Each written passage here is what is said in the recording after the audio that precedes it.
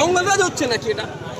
উত্তরপ্রদেশে এগুলো দেখেছি, উড়িষ্যাতে দেখছি যে মুসলিম ফেরিওয়ালা হওয়ার জন্য তারপরে আক্রমণ নেমে আসছে। আজকে ওয়েস্ট বেঙ্গলে মুসলিম ফেরিওয়ালা হওয়ার জন্য আক্রমণ কেন? মুখ্যমন্ত্রী যদি মনে করেন, রাজ্য সরকার যদি মনে করেন মুসলমানদের এই রকম করে আতঙ্কিত করে পকেটে পড়ে রাখবো, এটা তার ভুল হচ্ছে। যে মুসলমানরা ক্ষমতায় নিয়ে আসছে, সর্বোচ্চ সহযোগিতা করেছে রাজ্য সরকারকে, সেই মুসলমানরাও কিন্তু আগামী দিনের জবাব দেবে। কারণ এখানে রুজি রুটির ব্যাপার যেমন আছে, প্রাণ বাঁচানোর ব্যাপার এসে যাচ্ছে। সরকারি চাকরিতে মুসলমানদের অবস্থান 1% নিচে নেমে গিয়েছে।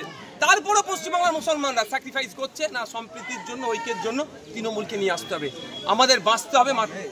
আজকে দেখুন সামাজিকভাবেও মুসলমানদেরকে আজকে কোথায় ঠেলে দিচ্ছে। আচ্ছা, মুসলিমদেরকে দেখে দেখে আক্রমণ বেছে বেছে হচ্ছে।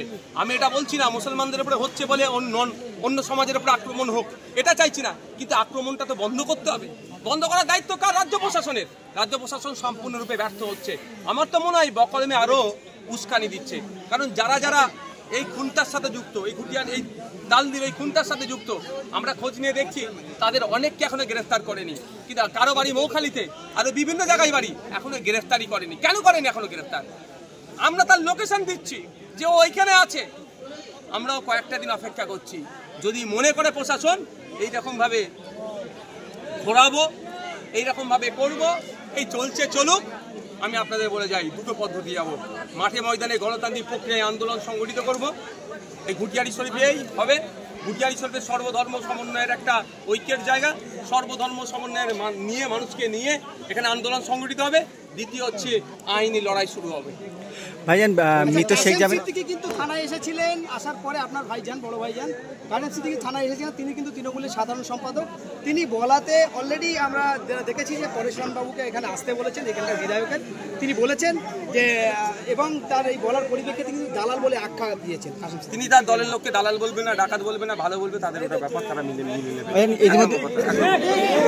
আমি ওই বিষয়ে বিতর্কে যাবো না। আমি একটা কথা বলবো, জনপ্রতিনিধিদের এখানে আসা দরকার। সাহস পাবে, মানসিক শক্তি পাবে। কারণ হচ্ছে দেখুন, এই পরিবারের একমাত্র উপার্জনকারী ছিল, তাকে মেরে দিয়েছে।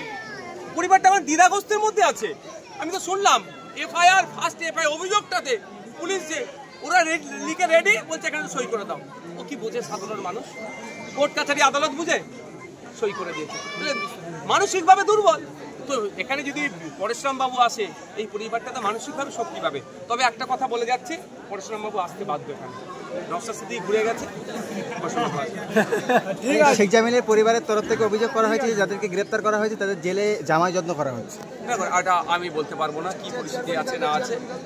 ওটা আমি সেখানে আমার সিসিটিভিও নেই, আমার লোকও নাই, এটা আমি বলতে পারবো না। পরিবারের অভিযোগ কতটা সত্যতা আছে বা কি আছে পরিবারটাই বলতে পারবে।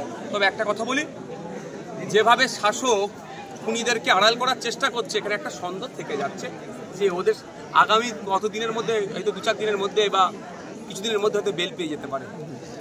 তো আমি চাইবো শাসক দল, প্রশাসন ওই খুনিদের বিরুদ্ধে কঠোর ব্যবস্থা নিই। প্রথমে দুর্গাপুর, তারপরে বারাইপুর, দুটো ঘটনাতে ভিকটিমটা বেঁচে থাকলেও আজ তালদিতে কিন্তু আরএসএস দ্বারা টোটালি খুন হয়ে গেল। কি বলবেন? আরএসএস দিনের বেলা তৃণমূল, রাতের বেলা আরএসএস, এটা বলুন না। কতটা শুধু আরএসএস বলছেন কেন? দিনের বেলা তৃণমূল, রাত্রের বেলা আরএসএস, এগুলো আরো খুঁজে বার করতে হবে।